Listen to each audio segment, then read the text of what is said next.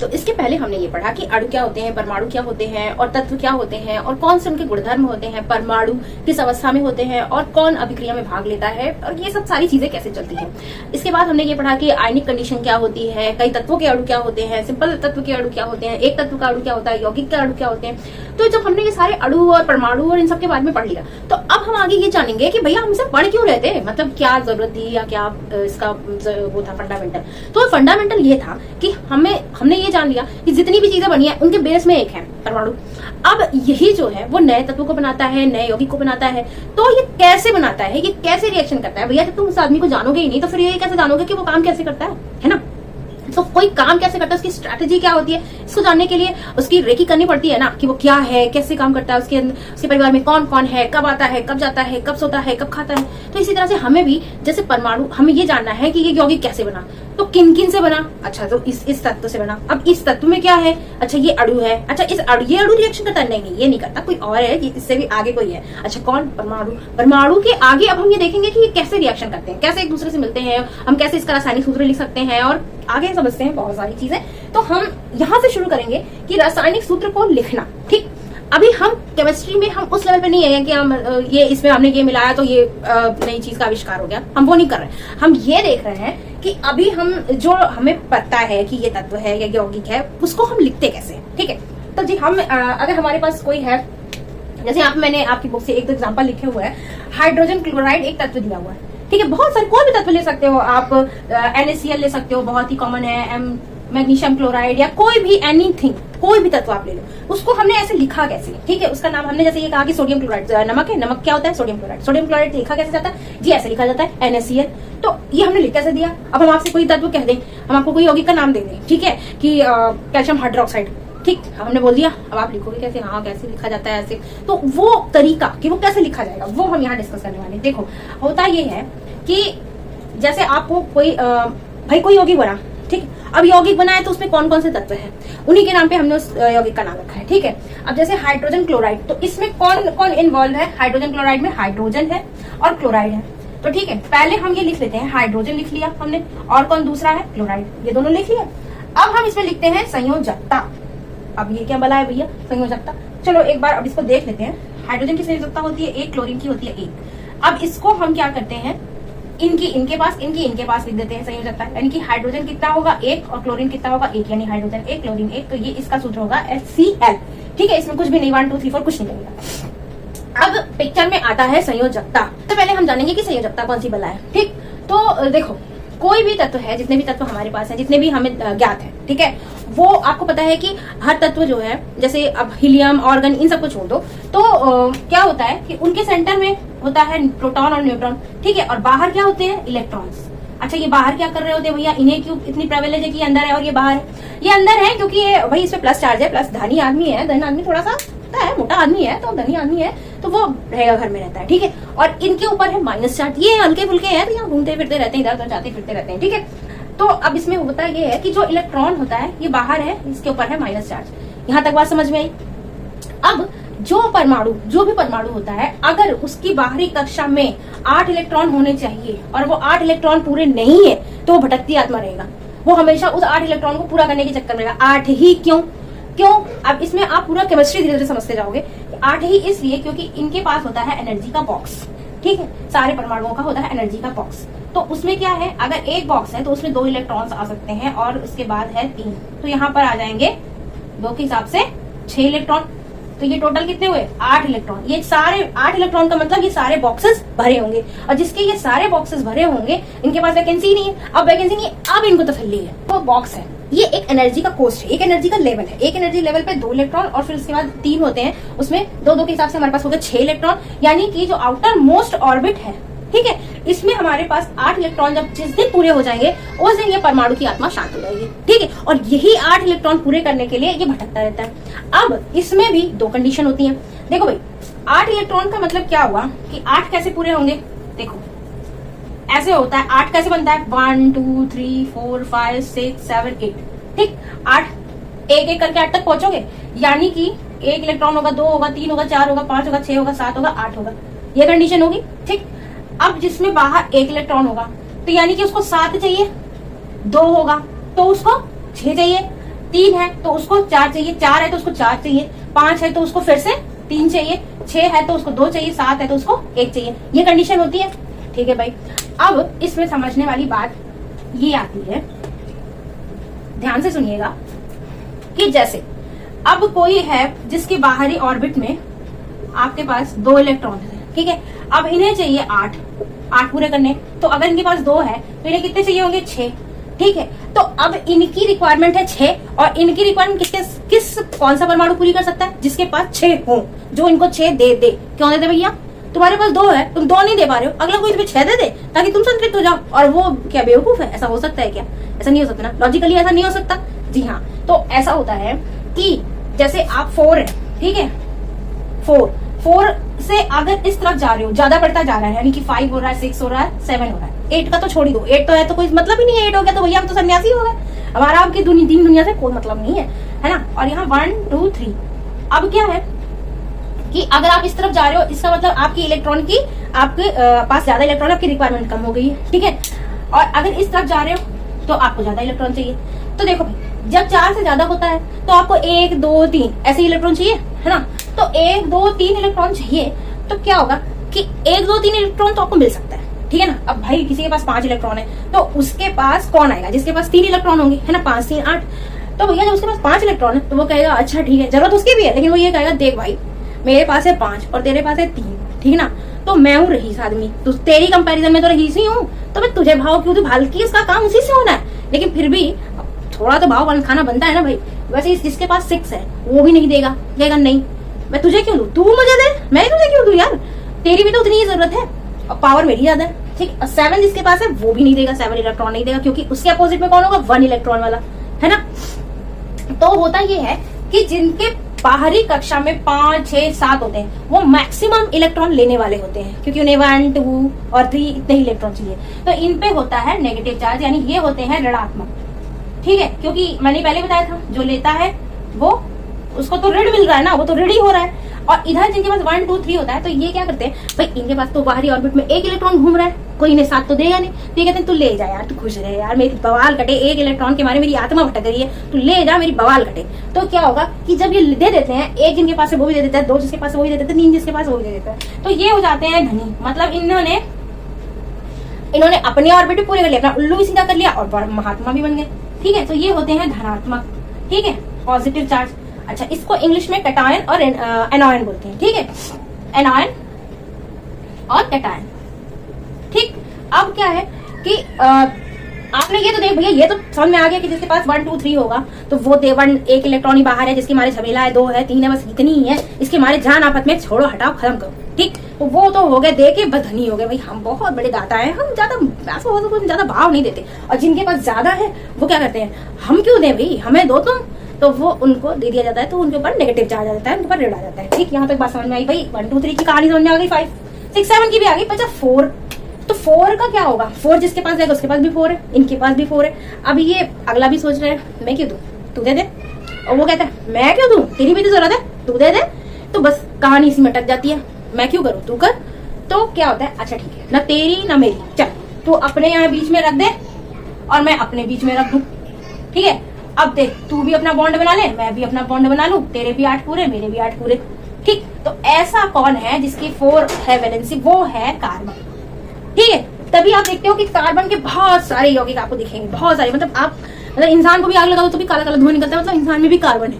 इतनी सारी चीजें कार्बन के, इतने यौगिक आपको दिखेंगे, इतने सारे, मतलब दुनिया में सबसे ज्यादा अगर कोई तत्व है जिसकी यौगिक है ना तो वो है कार्बन।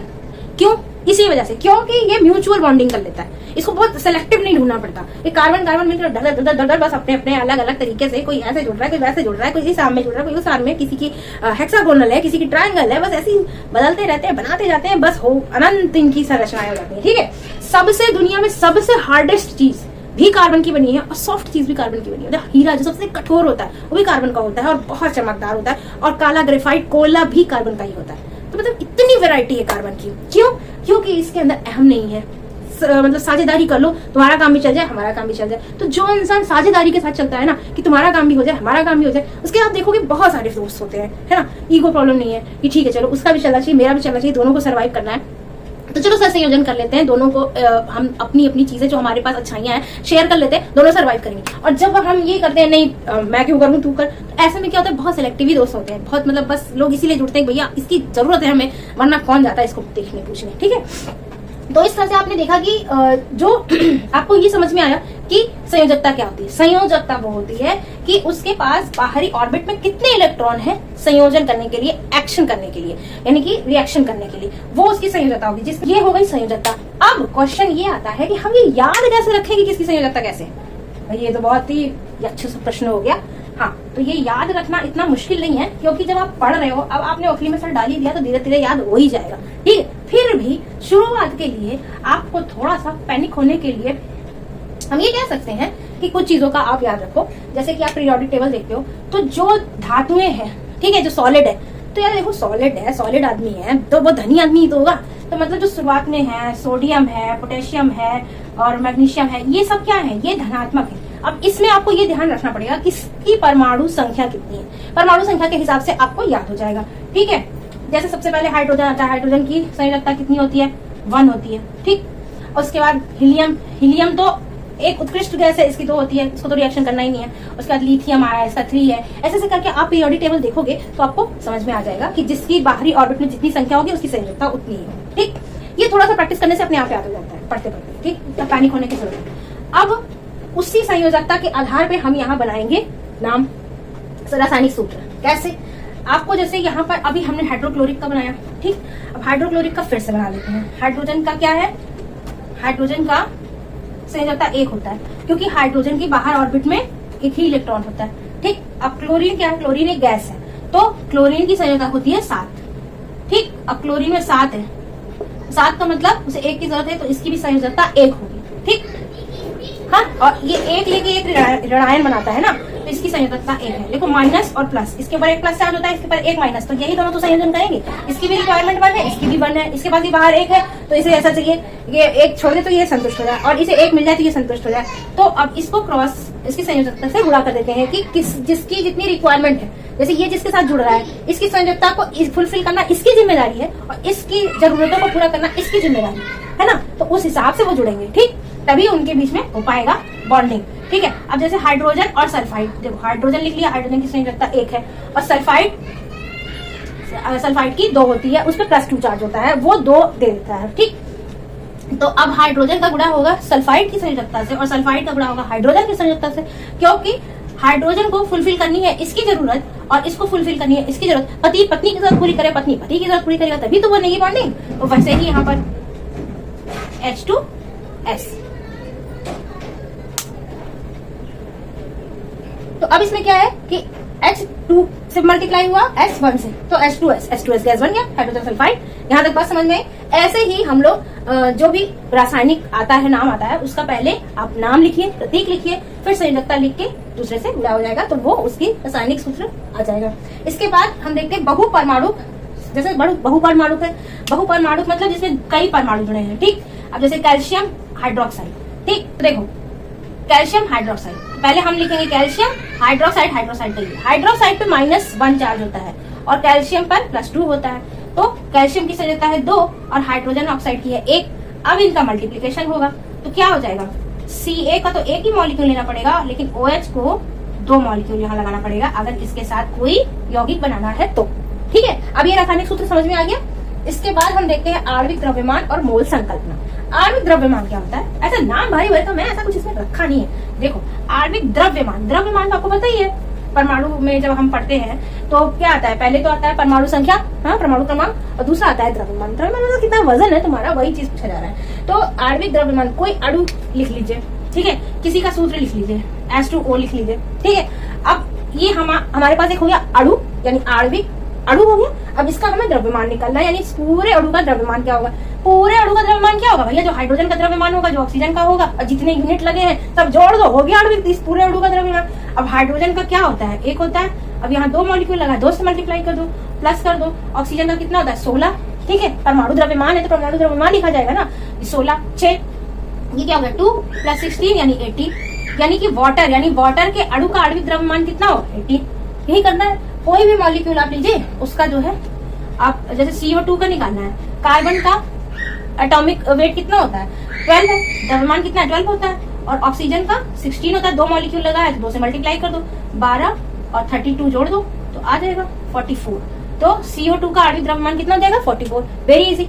किसी भी अणु का द्रव्यमान निकालने के लिए उसमें जो जो मॉलिक्यूल इन्वॉल्व है और जितनी क्वांटिटी है उनसे मल्टीप्लाई कर दो, उनके द्रव्यमान को सब जोड़ दो, हो गया। जैसे किसी भी कोई भी होता है उसका आपको पूरा वो निकालना है, परिमाप जो बोलते हैं, उसमें क्या है चारों जितनी है उसका सब जोड़ दो, बस आ गया परिमाप, चारों जितनी भुजाएं है वैसी। वैसे ही इसमें सारे जितने भी अणु आ रहे हैं उनको जोड़ दीजिए तो आपका आ जाएगा आणविक द्रव्यमान। भारी भरकम शब्द है, वैसे कुछ रखा नहीं है, ठीक है। अब इसके बाद क्या मोल संकल्पना। ओ बाबा रे, ये तो बहुत टिपिकल वर्ड आ गया, मोल संकल्पना। ऐसा कुछ नहीं है। देखो होता क्या है कि हमारे पास बहुत सारे वो हैं, देखो बहुत सारे हमारे पास एटम है, बहुत सारे परमाणु हैं, तो अब उनको भी तो नापना है, उनको नाप के उनका भी तो हम रिएक्शन कराते रहते हैं, हमें कुछ ना कुछ जरूरत पड़ेगी, तो उसके लिए हमें कोई पैमाना तो चाहिए ना। अब जैसे मान लो हमारे पास कितने तरह के पैमाने होते हैं, कोई भारी चीज नापना है तो हमने केजी बना दिया, कितने किलो है, कितने किलो दाल है, कितने किलो चीनी है, कितने किलो का ईंट क्या जो भी है। अब कोई चीज लिक्विड में है तो हमने एक पैमाना बना लिया लीटर का, ठीक है, और कोई चीज लंबाई चौड़ाई है तो हमने पैमाना बना लिया मीटर का। इस तरह से और भी पैमाने हैं, जैसे समय का भी पैमाना है। तो इस तरह से जो भी है हमें कुछ चीज मेजर करनी है तो हमने उसके लिए पैमाना बनाया। अब यहाँ पर आ गया हमारा परमाणु, कई सारे परमाणु है, उसमें कई सारी क्वांटिटी है, कम है, ज्यादा है, कितने हैं, तो कोई ना कोई परमाणु का हमें पैमाना चाहिए, तो हमने उसके लिए एक बना लिया मोल, ठीक है, हमने बना लिया मोल। अब मोल होता है क्या नापने के लिए, एक यूनिट है बस, और कुछ नहीं है। इसका नाम है भारी भरकम सा, क्योंकि हम डेली यूज नहीं करते, हम किलो रोज यूज करते हैं, दर्जन रोज यूज करते हैं। भैया कितने दर्जन, तो 1 दर्जन 2 दर्जन 4 दर्जन, जैसे दर्जन बोलते हैं ना, वैसे ही अब चूंकि हम रोज तो परमाणु को मोल को काउंट करते नहीं है कि कितने इसमें कितने मोल है, इतने ग्राम में कितने मोल है, हमें इसकी जरूरत नहीं पड़ती, इसलिए हमें अजीब लग रहा है भैया बहुत बड़ी चीज हो गई। कुछ बड़ी चीज नहीं है, ये सिर्फ परमाणु में क्वांटिटी नापने के लिए एक यूनिट है, उसको हम मोल कहते हैं। एक मोल में कितनी संख्या होती है 6.022 इंटू 10⁻23, ये नंबर होता है, इसको कहते हैं एवोगैड्रो नंबर। बस इसे दिमाग में बैठा लो, बस एवोगैड्रो संख्या, ठीक है, एवोगैड्रो संख्या है ये मोल है। किसी में अब देखो यहाँ पर क्या है, परमाणु द्रव्यमान, द्रव्यमान जो है, अब द्रव्यमान है तो उसको हम यूनिट से दिखा रहे हैं। अब वही मोलर द्रव्यमान हो जाएगा, यानी कि हम यूनिट निकाल रहे हैं तो वो ग्राम में हो जाएगा, ठीक है। बस जो उसका परमाणु द्रव्यमान है वही मोलर ग्राम में है। जैसे कि हाइड्रोजन का परमाणु द्रव्यमान 1 है तो मोलर द्रव्यमान उसका 1 ग्राम हो जाएगा। ऑक्सीजन का कितना था 16 था ना परमाणु द्रव्यमान, तो उस 16 यूनिट, तो मोलर द्रव्यमान कितना हो जाएगा 16 ग्राम कर दो, हो गया। बस यही है। अब इसमें एक आध दो क्वेश्चन हम देख लेते हैं, जैसे किसी भी कोई भी दिया है उसमें कैसे मोल हम निकालते हैं, ठीक। कोई एग्जाम्पल ले लो, जैसे इसमें दिया है 52 ग्राम हीलियम, 52 ग्राम हीलियम द्रव्यमान में मोल की संख्या बतानी है। 52 ग्राम हीलियम दिया है, इसमें मोल बताना है, मोल की संख्या बतानी है। अब क्या है इसका फॉर्मूला, तो बराबर दिया गया द्रव्यमान, जो ये द्रव्यमान ऊपर दिया है तुम्हें, ठीक है, उसके बटे में हम क्या लिखेंगे, मोलर द्रव्यमान लिख लेंगे, ठीक। तो दिया हुआ द्रव्यमान है 52 ग्राम, तो 52 ग्राम लिख दो। अब मोलर द्रव्यमान क्या है, हीलियम का द्रव्यमान कितना होता है, हीलियम का द्रव्यमान होता है 2, हीलियम का द्रव्यमान होता है 4, उसका परमाणु क्रमांक होता है 2, है ना, तो यहाँ पर 4 ग्राम हो जाएगा। अब 4 से इसको डिवाइड कर दो, 13, तो ये 13 हो गया, ठीक है। तो इस तरह से हम मोल की गणना कर लेते हैं, कितने मोल है इसमें, ठीक। इतना ग्राम है, हमें दिया गया है मोलर ग्राम, मोलर द्रव्यमान इसका दिया गया हीलियम का, उसमें हमें मोल की कैलकुलेशन करनी है, तो हम जो पूरा द्रव्यमान दिया है उससे उसका जो मोलर वाला द्रव्यमान है उसको भाग दे देंगे तो ये आ जाएगा, ठीक है। तो आपने इस चैप्टर में पढ़ा कि आप किसी का रासायनिक सूत्र कैसे लिख सकते हैं, किसी यौगिक का, हाँ, उसकी संयोजकता क्या होती है, संयोजकता किस पर निर्भर करती है, संयोजन कैसे होते हैं, किसी भी फॉर्मूले में हम आणविक द्रव्यमान की कैलकुलेशन कैसे करेंगे, परमाणु द्रव्यमान क्या होता है, मोलर द्रव्यमान क्या होता है, और मोल संकल्पना क्या होती है, ठीक है।